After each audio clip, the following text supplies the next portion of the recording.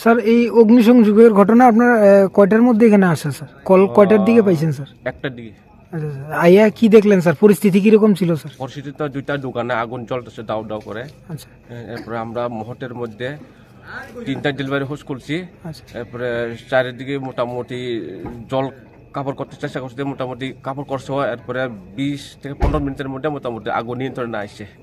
এরপরে আমরা by chance কুঞ্জ বন্ডে ডাকছে, তারাও আসছে, আমরা জল দিয়ে দিচ্ছে। এরপরে তারা আমরা পাঠিয়ে দিচ্ছে, মোটামুটি এখন আগুন নিয়ন্ত্রণে আছে। তাহলে ঘটনাস্থলে স্যার দুইটা ইঞ্জিন আইছে? দুইটা ইঞ্জিন আসে, কুঞ্জবন আর এনসিসি।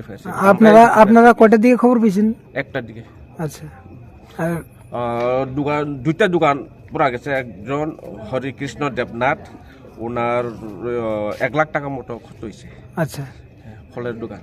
আর একজন হচ্ছে জগদীশ বিন, ওনারও মোটামুটি 1 লাখ। কিসের দোকান আছিল স্যার? এটা ফলের দোকান। আচ্ছা, দুটোই ফলের দোকান ছিল স্যার? ফলের দোকান। আচ্ছা, এখন মোটামুটি আগুন নিয়ন্ত্রণে আছে স্যার। স্যার ক্ষয়ক্ষতির পরিমাণ কিরকম হইতে পারে টোটাল মনে করেন? ক্ষয়ক্ষতির পরিমাণটা ওনারও তো কইছে 1 লাখ।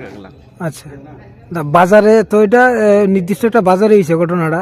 আপনারা নির্দিষ্ট সময় আইছেন, কি মনে করেন যদি আপনারা নির্দিষ্ট সময় না আইতেন? আমরা নির্দিষ্ট সময়ের মধ্যে যদি না আইতো এই পুরাটা বাজার মোটামুটি আগুনে ধ্বংস হয়ে গেল। মোটামুটি আমরা মোটামুটি সময়ের মধ্যে আইসে, যার ফলে আমরা বাজাইতে পারছি। অ্যাড্রেসটা কোনখানে? অ্যাড্রেসটা নতুন নগর বাজার। নতুন নগর বাজার। বাজার।